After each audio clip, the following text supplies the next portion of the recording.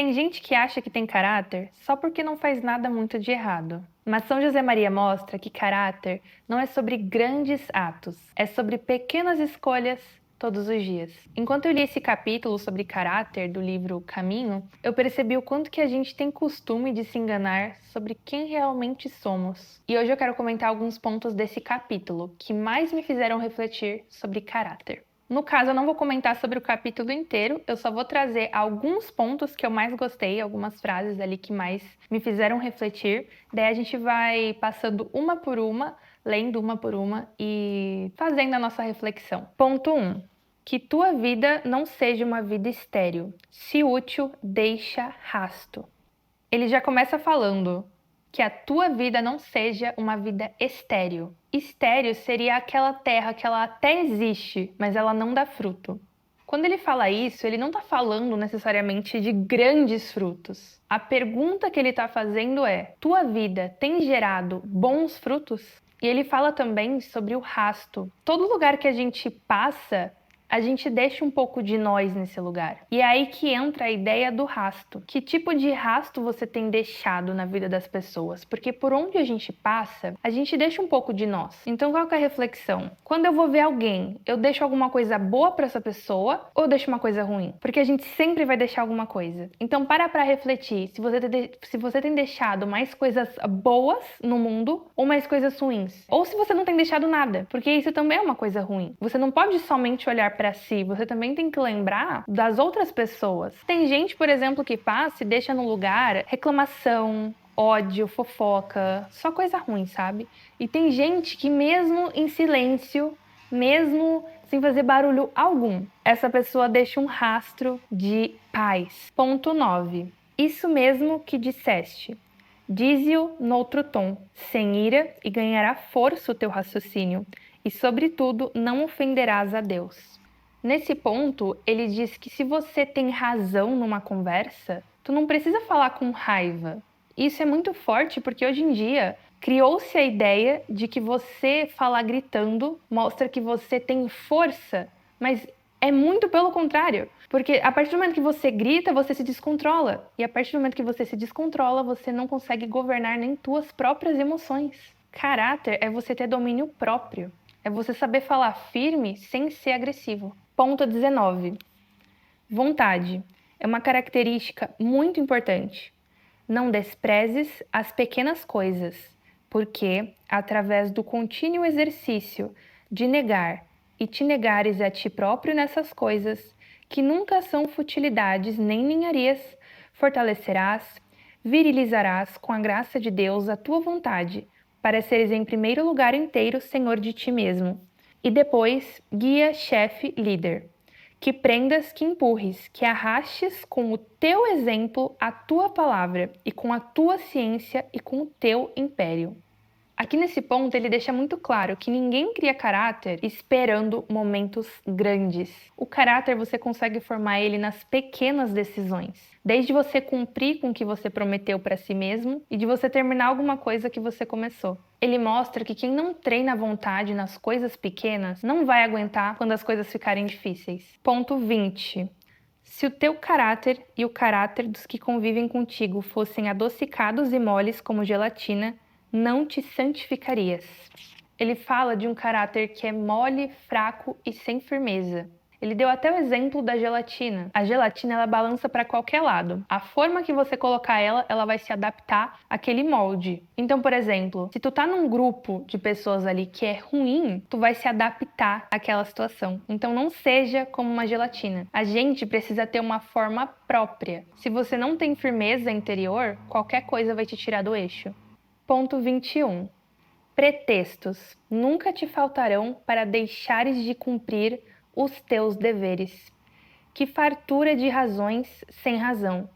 Não pares a considerá-las. Repele-as e cumpre a tua obrigação. Eu diria que a gente é mestre em dar desculpas. A gente tem costume de falar, tô cansada. Hoje não vai dar. Enfim, a gente vive inventando desculpas para nós mesmos para não fazer as coisas. E pretextos sempre vai ter. Ele até fala, né?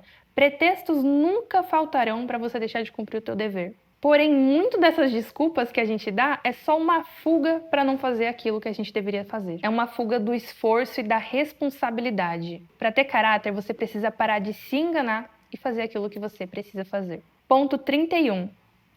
Egoísta. Tu sempre atrás das tuas coisas.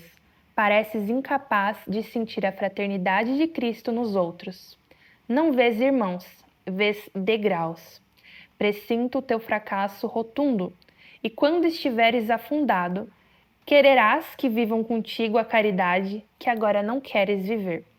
Isso daqui é um alerta como a gente trata as outras pessoas. Sabe aquela pessoa que só é legal com você se você tiver alguma coisa para entregar para ela? Essa pessoa não te vê como um amigo, essa pessoa te vê como um degrau. E ele até diz: presinto o teu fracasso rotundo. Então, se você hoje em dia tá tentando tirar vantagem de outra pessoa e olhando para essa pessoa como se ela fosse um degrau, né, para você subir, lembre-se, o teu fracasso virá. Porque no momento que você mais precisar da ajuda de alguém, você não vai ter. Porque no final, você só pensou em si o tempo inteiro e quis subir na vida através dos outros. E não com uma amizade sincera e honesta. Você tem que olhar para outra pessoa como uma pessoa e não como uma utilidade. Ponto 43. Não sejas tão suscetível. Magoas-te por qualquer coisinha.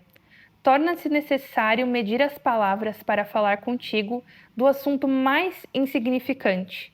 Não te zangues se te digo que és insuportável. Enquanto não te corriges, nunca serás útil. Sabe aquela pessoa que se magoa por qualquer coisinha e você tem que ficar medindo as palavras para falar com ela? Pois bem, ele diz que essa pessoa, ela se torna insuportável. E faz sentido porque a gente não pode ser imaturo ao ponto de ficar levando tudo ao pé da letra e tudo pro pessoal. Se a gente quer ser útil para alguém, a gente não pode pegar qualquer coisinha, um não ou uma crítica, né? Qualquer coisinha que a pessoa falar, você se doer por aquilo. Uma crítica não pode te fazer desmoronar. Então a gente tem que parar de ficar olhando muito para nós mesmos e focar no que de fato precisa ser resolvido ali na situação. E não em cada palavra que a pessoa está falando. Então a gente tem que focar menos em nós mesmos e mais no que importa de fato naquela situação. Ponto 50. És curioso e bisbilhoteiro, xereta e intrometido. Não tens vergonha de ser, até nos defeitos, tão pouco masculino? Se homem, e esses desejos de saber da vida dos outros. Troca-os por desejos e realidades de conhecimento próprio. Ele traz um conselho bem direto, no qual ele diz que você precisa parar de se preocupar tanto com a vida dos outros e focar mais na tua vida, em se conhecer, em obter o teu conhecimento e não ficar bisbilhotando a vida de outra pessoa. É muito mais fácil a gente ser bisbilhoteiro e ficar fofocando da vida dos outros do que a gente olhar para nós mesmos, para os nossos próprios erros e buscar corrigi-los. Então a gente tem que buscar se conhecer mais, se corrigir e melhorar. Ponto 52. Por que razão, ao julgares os outros, pões na tua crítica o amargor dos teus próprios fracassos? Esse daqui vai ser o último pensamento que a gente vai estar vendo hoje. É uma frase curta, mas ela é muito profunda. Muitas vezes a gente tem costume de colocar um amargor quando vai falar da vida de outras pessoas. Só que esse amargor, muitas vezes, é resultado dos nossos próprios fracassos. Às vezes a gente tem costume de atacar outra pessoa só porque a gente falhou. Você já parou para pensar que talvez essa raiva que você tem, na verdade, não seja uma frustração sua? Às vezes a gente acaba atacando a outra pessoa porque a gente falhou. Quando a gente está em paz com a nossa vida, a gente não tem necessidade de ficar envenenando a vida de outra pessoa com as nossas palavras. Então tenha esse olhar para si mesmo antes de você julgar outra pessoa. Bom, era isso que eu queria compartilhar. Esse livro é um livro muito reflexivo, então às vezes uma frase ali que você lê fica na sua mente o dia inteiro. E com certeza eu penso em estar trazendo mais vídeos aqui comentando sobre os próximos capítulos do livro. Eu comentei só sobre um capítulo, que aliás é bem curto, são poucas folhas, e olha o tanto de coisa que a gente já conseguiu tá refletindo aqui. Se algum desses pontos que eu citei aqui fez você refletir alguma coisa na tua vida, comenta aqui embaixo qual ponto foi. Eu ainda tô lendo esse livro, então eu pretendo estar trazendo mais vídeos para comentar dos próximos capítulos. Então, se você quer acompanhar essa leitura, já se inscreve e fica por aqui. Até o próximo vídeo!